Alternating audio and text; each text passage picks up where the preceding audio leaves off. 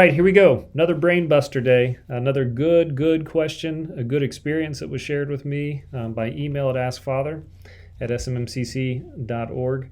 So I wanted to share that with you today. Maybe a conversation you've come across in general before. But the question was based in the soul and Mormonism.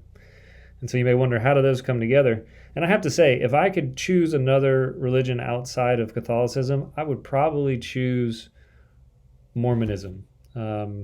When somebody was explaining, and this email was explaining that this Mormon was telling them about this fact that, believing that the soul existed before being born, but also after, and then after they understand the words of becoming like God, becoming another Jesus for another planet, where you get your other planet and humans and things like that. I think that is awesome.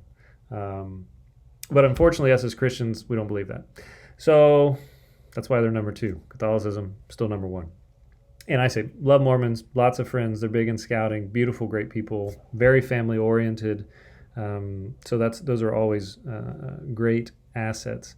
The theology part is one, though, that is still yet to be vetted in many ways. That's why classic Catholicism and Christianity being attacked and vetted and formed over thousands of years, all these questions are all out there, and everybody knows this is what we believe, and take it or leave it.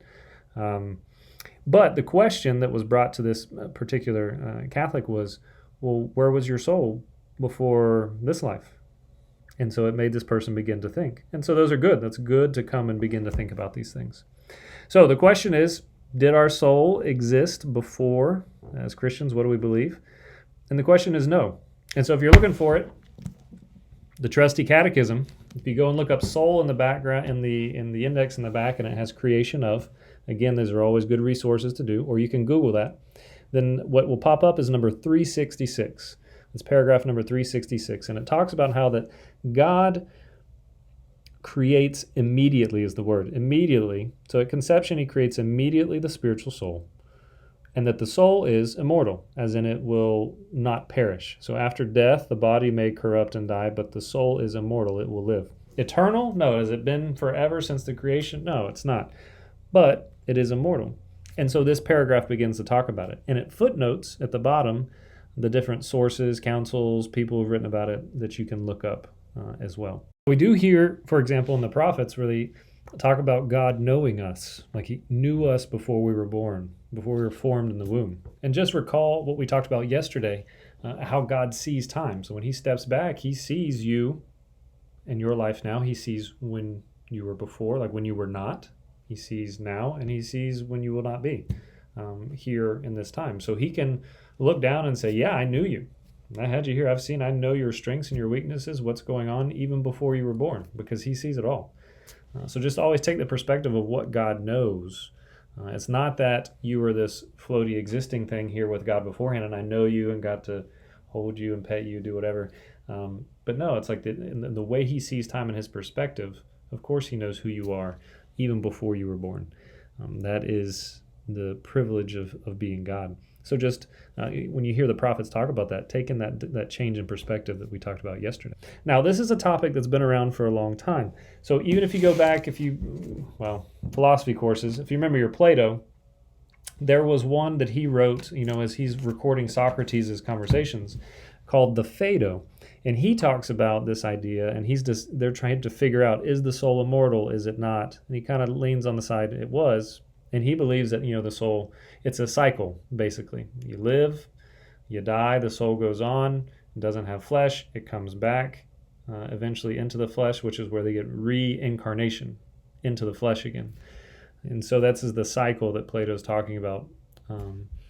Later on, so afterwards, a lot of our scholastic and stuff is built on Aristotelian philosophy. So he writes one called De Anima, which is on the soul. Again, it's always about the soul.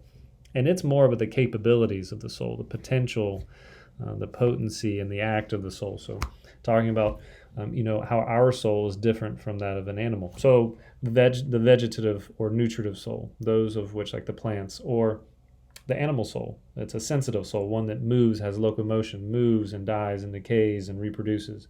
And then you have the rational soul. The rational soul is that of human beings with higher faculties. Put a bunch of poison in front of a lion on a piece of meat, he's going to eat the meat and die. If I watch you put poison on the meat I'm going to go find some peanut butter or something to eat on instead, using our rational souls. Anyway, so these are the ideas. These things have come up for a long time and been thought about. Now, are there other religions that believe that? Yeah, of course.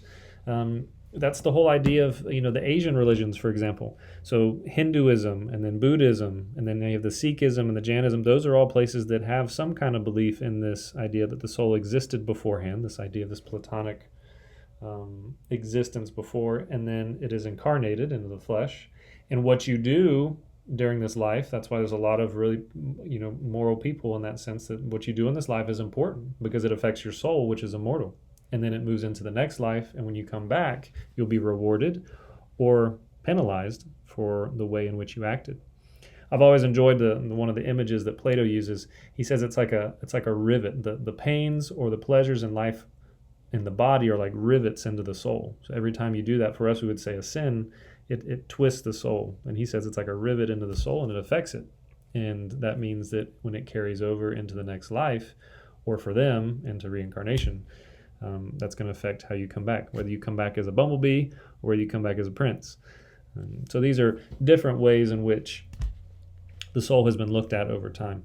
So that's a little crash course on the soul in many ways for Christians. Just a reminder, the soul is created immediately by God, not by the parents. It's not something bestowed by the parents, but by God, and it is immortal. So it will not die, and it eventually will be resurrected, united with the body in Christ.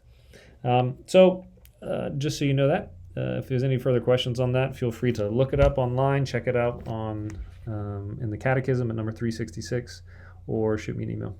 All right, have a good one. We'll see you tomorrow for our last question of the week.